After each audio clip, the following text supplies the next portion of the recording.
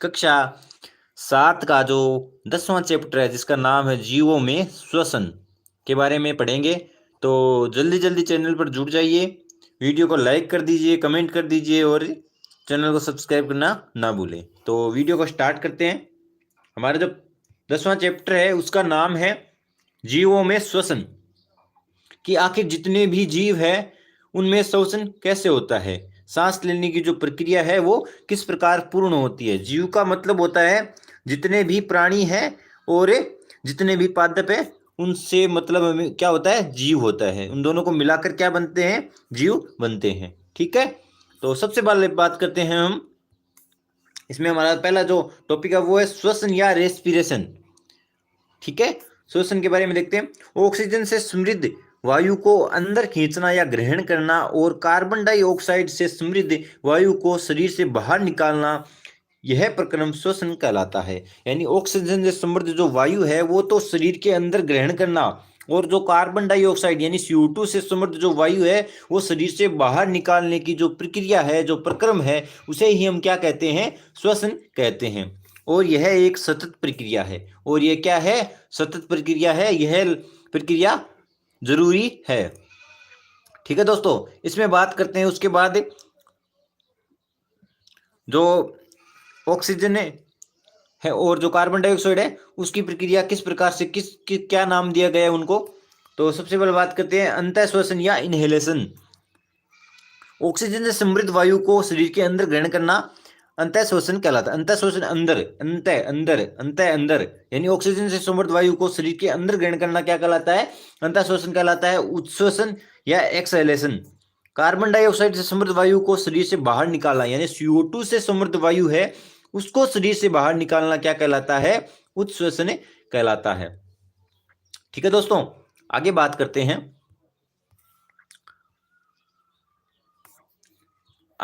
इसमें पहला है कोशिकीय श्वसन या सेलुलर रेस्पिरेशन। कोशिकाओं में ऑक्सीजन की उपस्थिति में भोजन के विखंडन के प्रक्रम में ऊर्जा मुक्त होती है, इसे ही कोशिकीय श्वसन कहते हैं।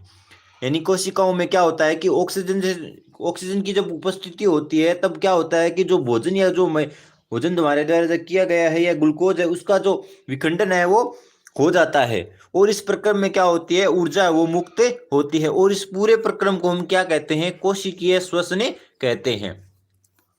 तो देखिए भोजन या ग्लूकोज है उसको वो क्या हो रहा है, वो टूट रहा है किसमें, CO2 और जल, और इसमें ऊर्जा है वो मुक्त हो रही है। ठीक है, इसके बाद बात करते हैं वायवीय श्वसन की। वायवीय श्वसन एरोबिक की, वायवीय श्वसन को क्या कहते हैं, एरोबिक कहते हैं, एरोबिक रेस्पिरेशन। जब ग्लूकोज का विखंडन ऑक्सीजन की उपस्थिति में होता है तो वह वायवीय श्वसन कहलाता है। यानी जब ग्लूकोज का जो विखंडन या टूटना है ग्लूकोज का वो ऑक्सीजन हो उस समय होता है तो वह वायवीय श्वसन कहलाता है। उदाहरण देखिए, यह श्वसन लगभग सभी जीवों में होता है, और वायवीय श्वसन है वो क्या होता है, सभी जीवों में होता है। आगे बात करते हैं अवायवीय श्वसन। अवायवीय श्वसन या एनारोबिक या अनएरोबिक रेस्पिरेशन। जब ग्लूकोज का विखंडन ऑक्सीजन की अनुपस्थिति में होता है तो वह अवायवीय श्वसन कहलाता है। यानी जब ग्लूकोज का विखंडन हो रहा होता है तो वहां पर ऑक्सीजन की उपस्थिति नहीं होती तो उसे क्या कहते हैं, अवायवीय श्वसन कहते हैं। इस प्रक्रम में ग्लूकोज का अपूर्ण विखंडन होता है। उदाहरण देखते हैं, यीस्ट एक अवायवीय जीव है क्योंकि इसमें श्वसन ऑक्सीजन की अनुपस्थिति में होता है तथा ग्लूकोज एल्कोहल और कार्बन डाइऑक्साइड में विखंडित हो जाता है। अर्थात ग्लूकोज है वो एल्कोहल C2H5OH और कार्बन डाइऑक्साइड प्लस ऊर्जा मुक्त होती है। ठीक है, आगे बात करते हैं, एक उदाहरण और है।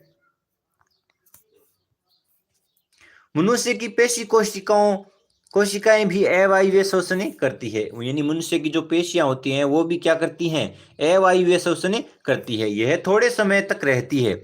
यह प्रक्रम उस समय होता है जब ऑक्सीजन की अस्थायी रूप से कमी हो जाती है, जैसे बहुत देर व्यायाम करने, तेजी से दौड़ने, कई घंटे टहलने, साइकिल चलाने अथवा भारी वजन उठाने आदि। यानी जब भी आप कोई काम करते हो, जैसे बहुत दूर व्यायाम करने जाते हो, साइकिल चलाते हो, तो क्या होता है, आपकी ऑक्सीजन है उसमें क्या हो जाती है, कमी हो जाती है। उस समय ऑक्सीजन की अस्थायी कमी हो जाने के कारण ग्लूकोज का अपूर्ण विखंडन है वो होता है, और इसके साथ ग्लूकोज है उससे क्या बनता है, लैक्टिक अम्ल और ऊर्जा मुक्त होती है। ठीक है दोस्तों, आगे बात करते हैं श्वसन दर। श्वसन दर या रेट ऑफ रेस्पिरेशन। कोई व्यक्ति एक मिनट में जितनी बार श्वसन करता है वह उसकी श्वसन दर कहलाती है। यानी कोई व्यक्ति है वो क्या करता है, एक मिनट होती है, उस एक मिनट में जितनी बार श्वसन करता है वह उसकी श्वसन दर है वो कहलाती है। कोई वयस्क व्यक्ति विश्राम अवस्था में एक मिनट में औसतन 15 से 18 बार सांस अंदर बाहर करता है। यानी कोई वयस्क व्यक्ति है वो जब विश्राम की अवस्था में होता है तो वह एक मिनट होती है तब क्या करता है, औसत रूप से 15 या 18 बार है वो सांस को अंदर और बाहर करता है। यदि व्यायाम करने में श्वसन दर 25 बार, यानी अधिक बार क्या होता है, अधिक व्यायाम करते हो आप, अधिक व्यायाम करने में श्वसन दर है वो 25 बार प्रति मिनट बढ़ जाती है। यानी जब आप औसतन क्या होते हो कि आप विश्राम अवस्था में हो तब तो आपकी सांस है वो अंदर बाहर 15 से 18 बार होती है, और जब आप व्यायाम की अवस्था में होते हो तो अधिक व्यायाम की अवस्था में होते हो तब श्वसन दर है वो 25 बार प्रति मिनट बढ़ जाती है। ठीक है दोस्तों, आगे बात करते हैं श्वसन मार्ग की क्रियाविधि। श्वसन मार्ग की क्रियाविधि, नासा द्वार यानी वायु अंतर श्वसन द्वारा अंदर लेना। नासा द्वार, इसी के द्वारा क्या होती है, ऑक्सीजन है वो नासा द्वार के द्वारा ऑक्सीजन ने अंदर ली जाती है। नासा द्वार से वायु नासा गुहा में चली जाती है। यानी नासा द्वार के द्वारा ही क्या होती है, वायु है वो नासा गुहा में चली जाती है। नासा गुहा से श्वास नली से होकर हमारे फेफड़ों में जाती है, और वायु है वो नासा गुहा, सबसे पहले नासा द्वार में आती है, उसके बाद नासा द्वार से वायु है वो नासा गुहा में, और नासा गुहा से वायु है वो श्वास नली से होकर हमारे फेफड़ों में या फुफ्फुस में जाती है। फेफड़े वक्ष गुहा में स्थित होते हैं, और जो फेफड़े होते हैं वो जो वक्ष गुहा होते हैं उसमें स्थित होते हैं। वक्ष गुहा पार्श्व में पसलियों से घिरी रहती है, और जो वक्ष गुहा है वो पार्श्व अवस्था में पार्श्व जो क्षेत्र है उसमें पसलियों से घिरी रहती है। एक बड़ी पेशीय परत जो डायफ्राम या मध्यपट कहलाती है वह वक्ष गुहा को आधार प्रदान करती है, और जो डायफ्राम होती है, जो पेशीय परत होती है डायफ्राम या मध्यपट है वो क्या करती है, वक्ष गुहा है उसको क्या करती है, आधार प्रदान करती है। श्वसन में डायफ्राम और पसलियों से बने पिंजर की गति सम्मिलित होती है, और जो श्वसन में जो डायफ्राम और जो पसलियां होती है जो उनका द्वारा बना हुआ जो पिंजर है उसकी गति है वो सम्मिलित रूप से एक साथ होती है। ठीक है दोस्तों, आगे बात करते हैं श्वसन में पसलियों एवं डायफ्राम की गति। जो श्वसन की क्रिया होती है उसमें पसलियां हैं और साथ ही डायफ्राम है उसकी गति वो किस प्रकार से होती है। इसमें पहला पॉइंट है अंतःश्वसन। अंतःश्वसन है, अंतःश्वसन के समय पसलियां ऊपर और बाहर की ओर गति करती है। अंतःश्वसन के समय पसलियां ऊपर और अंत जब श्वसन होता है यानी अंदर की तरफ ऑक्सीजन है वो ली जाती है, तब क्या होता है कि डायफ्राम है उसकी गति है वो क्या हो जाती है, परिवर्तित हो जाती है, और जो पसलियां है वो तो क्या करती है, ऊपर और बाहर की ओर गति करने लग जाती है, और डायफ्राम की जो गति है वो नीचे की ओर गति करती है। यह गति वक्ष गुहा का आयतन बढ़ा देती है, और जो यह गति जो हो रही है, यह गति है वो जो हमारा शरीर का जो वक्ष गुहा का जो आयतन है उसको क्या कर देती है, बढ़ा देती है। ठीक है दोस्तों, आगे बात करते हैं, आगे चलते हैं, आगे बात करते हैं। तथा वायु फेफड़ों में आ जाती है, और वायु कहाँ आ जाती है, फेफड़ों में आ जाती है, जहां ऑक्सीजन की मात्रा है वो 21% होती है। ठीक है, और CO2 की जो मात्रा है वो क्या होती है, 0.04% होती है। ठीक है दोस्तों, आगे बात करते हैं जो श्वसन में जो पसलियां एवं डायफ्राम की गति है उसमें सेकंड बात करते हैं उच्छ्वसन की। उच्छ्वसन की बात करते हैं, इसमें उच्छ्वसन के समय पसलियां हैं वो नीचे की ओर अंदर की ओर आ जाती है, और जब उच्छ्वसन की गति का समय होता है तब पसलियां क्या करती है, हमारे शरीर की जो पसलियां हैं वो नीचे की ओर और अंदर की ओर आ जाती है, जबकि डायफ्राम है वो ऊपर की ओर अपनी पूर्व स्थिति में आ जाता है। इसमें वक्ष गुहा का आयतन है वो पूर्ण रूप से कम हो जाता है और वायु बाहर निकल जाती है, और जो वक्ष गुहा का जो आयतन है वो क्या हो जाता है, घटकर कम हो जाता है, और वायु है वो क्या होती है, बाहर निकले जाती है। और इसमें ऑक्सीजन की मात्रा 16.4% होती है तथा CO2 की मात्रा है वो 4.4% होती है। ठीक है दोस्तों, आगे बात करते हैं, इसमें हमने डायग्राम बनाया है, उस डायग्राम को देखते हैं, ध्यान से देखिएगा डायग्राम को। ये जो ये जो क्षेत्र है वो क्या कहलाता है? मुख गुहा कहलाता है। ये जो क्षेत्र है वो नासा गुहा कहलाता है। यहाँ का जो क्षेत्र है ये क्या है? ये ग्रसनी है। और ये श्वास नली है यहाँ पे, और ये फेफड़े हैं। ये जो सारे हैं ये क्या है? फेफड़े है। और ये सारी यहाँ पे इसके साथ ही फेफड़ों से पहले क्या है? ये पसलियां हैं। ठीक है दोस्तों, और ये फेफड़े हैं। आगे बात करते हैं मानव श्वसन तंत्र का ये क्या है? डायग्राम है। आगे बात करते हैं जो डायफ्राम और जो पसलियों की गति है उसके बारे में देखते हैं। जो पसलियां बाहर की ओर गति करेगी, जब पसलियां है बाहर की ओर गति करेगी तो डायफ्राम है वो नीचे की ओर गति करेगा इसमें अंतःशोषण में, और वायु अंदर आती है। जब वायु अंदर आती है तो पसलियां बाहर की ओर गति करेगी और डायफ्राम में वो नीचे की ओर गति करेगा। उत्शोषण में देखते हैं कि जब वायु है वो बाहर की, यानी वायु अंदर आएगी तो क्या होगा? पसलियां बाहर की ओर गति करेगी और डायफ्राम है वो नीचे की ओर गति करेगा। वहीं बात करें उत्शोषण में, तो जब वायु बाहर की ओर जाएगी तो पसलियां है वो अंदर की ओर गति करेगी और डायफ्राम है वो अपनी पूर्व स्थिति में ऊपर की ओर आ जाएगा। ठीक है दोस्तों, तो इस डायग्राम को ध्यान से देख लेना। आप स्क्रीनशॉट लेना चाहे तो ले सकते हैं, इसका भी ले सकते हैं और इसका भी ले सकते हैं, देखिए। ठीक है दोस्तों, तो अगर आपने स्क्रीनशॉट ले लिया तो मैं आगे चलता हूं। आगे बात करते हैं अन्य जंतुओं में श्वसन। जितने भी अन्य जंतु हैं उनमें श्वसन के बारे में हमें पढ़ेंगे। तो इसमें पहला हमें पढ़ेंगे कॉकरोच के बारे में, तो आप जुड़े रहिए हमारे साथ। हम तो इसमें पहला देखते हैं कॉकरोच। कीटों में गैस के विनिमय के लिए नलियों का जाल बिछा होता है, यानी कीट होते हैं। कॉकरोच की बात कर रहे हैं हम। कॉकरोचों में तो कीटों में गैस होती है या वायु होती है, उसके विनिमय यानी आदान प्रदान के लिए नलियों का जाल बिछा होता है जो श्वास प्रणाली या वातक कहलाता है। और जो ये जाल है वो क्या कहलाता है? श्वास प्रणाली या वातक कहलाता है।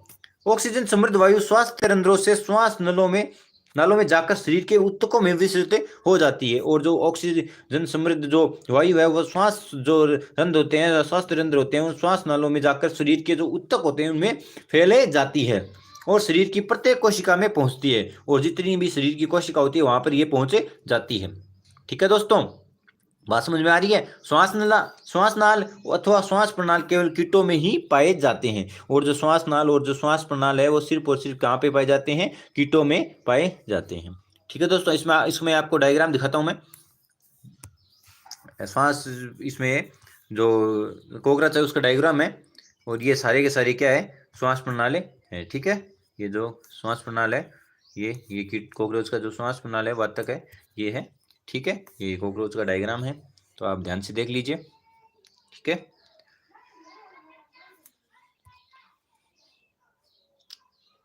तो आगे बात करते हैं। दूसरा हमारा जो पॉइंट है वो क्या है? केंचुआ। केंचुआ अपनी त्वचा में शोषण करता है। इसकी त्वचा आर्द्र और श्लेष्मीय होती है, यानी और जो केंचुआ होता है वो अपनी त्वचा से क्या करता है? शोषण करता है, सांस लेता है। इसकी त्वचा क्या होती है? आर्द्र और श्लेष्मीय होती है। तीसरा बात करते हैं मेंढक। मेंढक त्वचा एवं फेफड़ों दोनों से ही श्वसन करता है। और जो मेंढक है वो त्वचा और जो फेफड़े हैं उन दोनों से ही क्या करता है? श्वसन वो करता है। ठीक है दोस्तों, आगे बात करते हैं जल में श्वसन। मछलियों में क्लोम या गिल पाए जाते हैं। तो मछली है वो कहाँ पाई जाती है? जल में पाई जाती है। तो मछलियों में क्या होते हैं? क्लोम या गिल पाए जाते हैं, जिनके द्वारा वह जल में घुली ऑक्सीजन को अवशोषित करती है।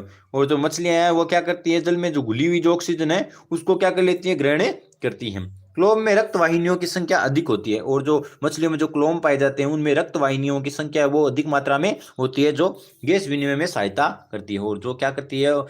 ऑक्सीजन को ग्रहण करने में या गैस विनिमय में सहायता प्रदान करती है। ठीक है दोस्तों, आगे बात करते हैं पादपों में श्वसन।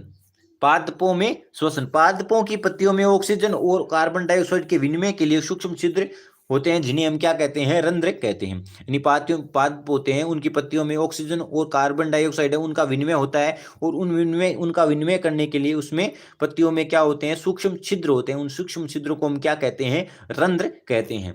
पादपों की जड़ें भी अन्य कोशिकाओं की भांति मृदा कणों के बीच की खाली स्थानों में भरी वायु से ऑक्सीजन ले लेती हैं। यानी पादपों की जो जड़ें होती हैं वो जो जमीन में होती है वो भी क्या करती हैं? अन्य कोशिकाएं होती है उसी की भांति मृदा के जो कण होते हैं उनके बीच जो खाली स्थान होता है उन खाली स्थान में भरी जो वायु है उनको ऑक्सीजन के रूप में ग्रहण कर लेती है। ठीक है दोस्तों, आगे चलते हैं, आगे बात करते हैं। जो डायग्राम हम कॉकरोच के बारे में बात कर ही लिए, उसके बाद हम बात करेंगे मछलियों में जो श्वसन है उसमें क्लोम है वो कहाँ पर पाए जाते हैं। ये जो ये क्षेत्र है ये क्या है, क्लोम का क्षेत्र है। ठीक है, ये क्लोम का क्षेत्र है और मछली का डायग्राम है। ठीक है दोस्तों, इन्हीं के द्वारा क्या किया जाता है, श्वास या श्वसन की क्रिया वो की जाती है।